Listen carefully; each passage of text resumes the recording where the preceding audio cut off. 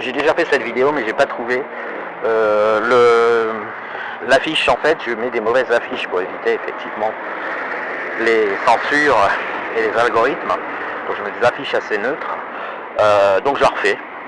C'est rapide, tout est presque écrit dans le tweet. Et là sur YouTube c'est pas écrit, donc je vais le dire verbalement. Donc je rappelle un des trucages de l'islam par lequel on se fait avoir quand même assez fortement, je trouve. Enfin après c'est pas facile à évaluer. C'est que toutes les monstruosités de l'islam, la pédocriminalité, la torture, etc. Enfin on peut pas faire pire. Je veux dire, et tout ça c'est ordonné par le Coran. Le Coran ordonne d'être nazi au verset 9.30, il ordonne de tuer les non-musulmans au verset 9.5, ainsi qu'au verset 291, il ordonne de les torturer avant en public au verset 1057 pour que les gens qui regardent soient effarouchés, se soumettent, etc. etc.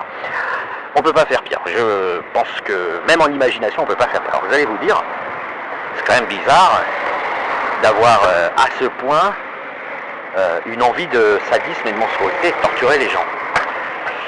Mais en fait, si vous y regardez bien, pour que l'islam se maintienne, il n'a pas le choix, il faut qu'il soit un monstre absolu, parce que sinon il est ridicule.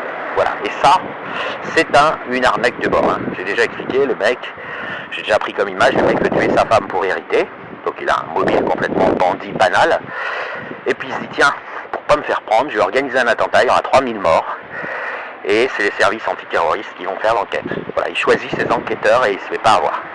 Parce que personne n'ira chercher un mec qui voulait tuer sa femme pour hériter de son pognon. La femme, elle est dans les morts, elle est dans les victimes. C'est ce que fait l'islam. Pendant qu'on discute de ces monstruosités et qu'ils s'amusent à nous répondre, ouais, mais ce sont les ordals-là, on ne peut pas les discuter. Sachant que ces monstruosités sont impressionnantes, donc du coup, ça fait un peu oublier que... Enfin, si vous voulez, ça ne détériore pas l'impression de surnaturel, parce que c'est surnaturellement monstrueux. Je veux dire, rien n'a existé dans l'histoire humaine qui soit pareil, donc les gens se disent, bon bah, effectivement, ça vient peut-être pas d'un être humain.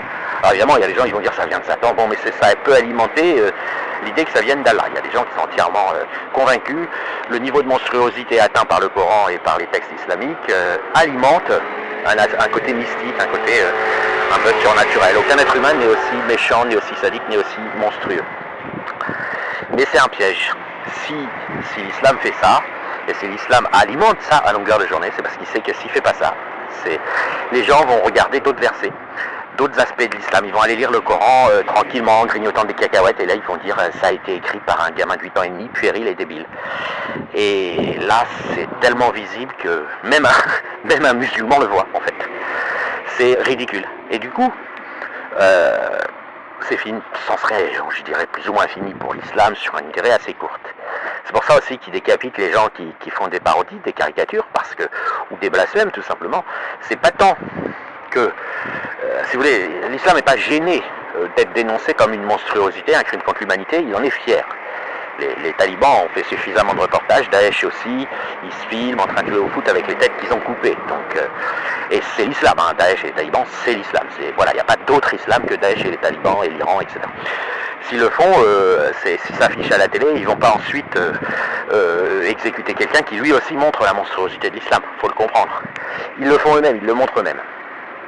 Mais pour comprendre pourquoi ils s'affichent comme ça, c'est qu'il y a, si ils s'affichaient pas, on dirait, tiens, allons voir le Coran, qu'est-ce qu'il y a dedans?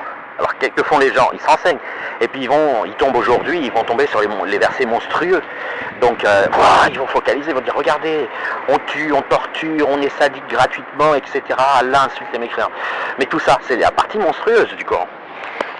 Mais du coup, qu'est-ce qu'ils ne regardent pas? Les versets vides, enfin les versets qui font du blabla. Or, qu'est-ce qu'on voit dans les versets qui font du blabla?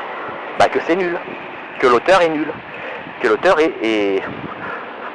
Bon, il y a une actualité aujourd'hui, Sébastien Delogu est en train de lire un texte à l'Assemblée dont tout le monde se moque. C'est pas la même chose, parce que lui, il a des difficultés de lecture. Le Coran, c'est pire, il a des difficultés de pensée, l'auteur. Donc les auteurs sont rudimentaires, voilà, c'est pas choquant sur le plan monstrueux, ces versets intermédiaires. C'est juste que ça démasque de manière beaucoup plus tranquille et décontractée l'islam. Ça donne envie de rire la plupart du temps. C'est enfantin et puéril à un point qui est littéralement, enfin qui peut provoquer effectivement des éclats de rire, et c'est fatal à l'islam. Que quand les musulmans viennent de dire c'est les anges d'Allah, Allah nous a dit d'être des monstres, soyons des monstres, point, parce que sinon on est en enfer. Qu'est-ce que vous voulez répondre à ça? Ils assument, ils se filment en train d'être des monstres, et ils affichent à la face du monde entier qu'ils sont des monstres, qui sont des nazis, ils appellent à tuer tous les juifs de la planète, etc. Mais là on est dans la géopolitique, on est dans le... On tremble, c'est la terreur, c'est le sang, c'est... Vous voyez, ça détourne l'attention de l'aspect ridicule du truc. Parce que face au monstre, on n'a pas envie de rigoler, c'est triste. Donc on n'a pas ce réflexe de dire mais attends, t'as vu la merde que c'est le Coran? Pas. Même si on enlève tous les versets monstrueux du Coran, qu'est-ce qui va rester? Vous pensez qu'il va rester des versets de paix? Non. Il va rester des versets de gamins, des trucs débiles, des trucs qui ressemblent à rien, qui sont pas construits, qui sont pas cohérents, qui... Voilà. Mais ça, il veut pas de ça, la mafia islamique, elle veut pas de ça. Alors elle cache ça, elle parade dans son habit de monstre infâme, en passant à l'acte, c'est ça qui est triste. Il viole 1,4 milliard de fillettes tous les 100 ans. C'est son débit, hein. Un débit c'est un nombre divisé par une unité de temps. Et pendant qu'ils font ça, et en plus, entre parenthèses, ça leur plaît, eh bien on ne s'interroge pas sur sujet, verbe, complément, la grammaire du verset, comment est rédigé tel paragraphe, l'erreur de calcul dans l'héritage, même si elle est célèbre.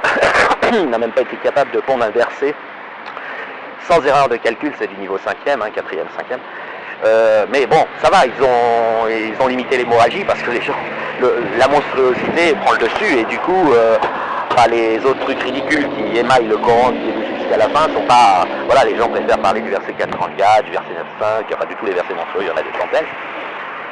Voilà, donc il faut prendre garde parce que j'ai un peu l'impression que ça marche cette astuce. Voilà.